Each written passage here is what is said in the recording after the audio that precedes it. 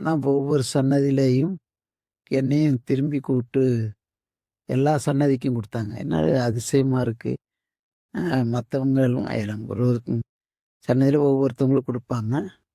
நமக்கு எல்லா சன்னதியிலும் குடுக்குறாங்களேன்னு நெனச்சுட்டு, நான் வந்து உள்ளார சன்னியானம் திரும்பி மடத்துக்கு வந்து எழுந்தருளின பிறகு நாங்கலாம் அறைக்கு செல்வது வழக்கம். சன்னியானம் நேரம் பார்த்து பூஜை மடத்துக்கு போவார்கள். அப்போது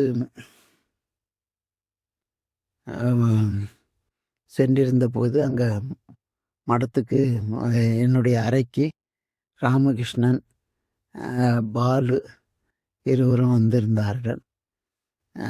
என்ன என்ன விசேஷம் அப்படின்னு கேட்டேன்.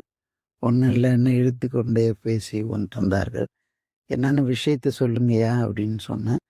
இல்ல சன்னியானத்துல வந்து உத்தரவாச்சு. என்ன உத்தரவாச்சு அத சொல்லணும் என்று நான் கொஞ்சம் கோபமா கேட்டேன்.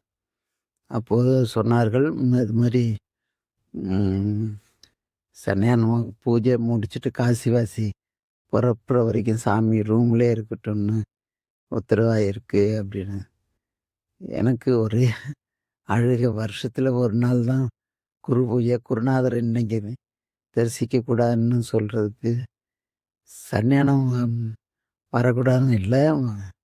இங்கேயே இருக்கட்டும். அவர் வந்துட்டு போன பிறகு சாமி வரட்டும்னு சொல்லி இதுங்கிறாங்க.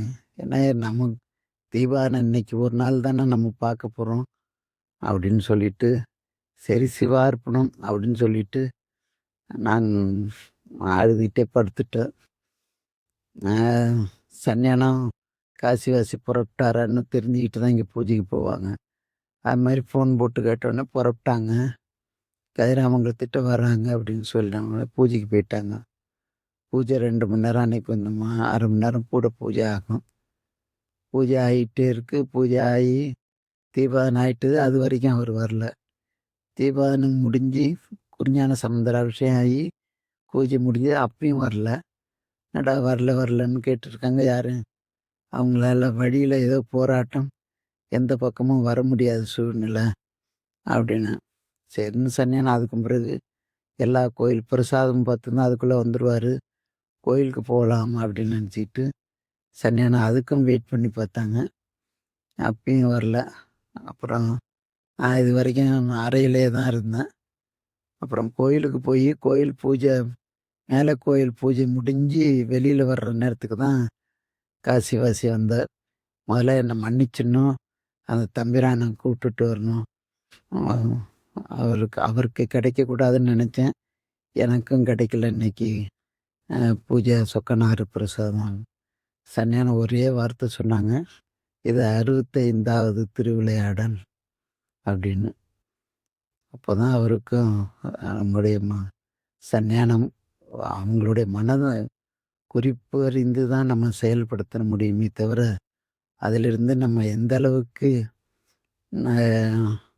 நகர்ந்து சென்றாலும் கூட அது மகா சந்நிதானம் குருவருள் காப்பாற்றாது என்பதை அவர் அன்னைக்கு உணர்ந்தார்.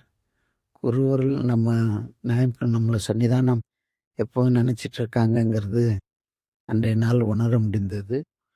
இல்ல பரவாயில்ல, அவன் சாயங்காலமே வரட்டும் அப்படின்னு சன்னியானத்தில். ஏன்னா இவர் சொல்லி நம்ம நிப்பாட்டினா இவர் சொல்லியும் வர சொல்கிறாங்கிற உணர்வு அவருக்கு வரக்கூடாதுங்கிறத வேண்டான்னு.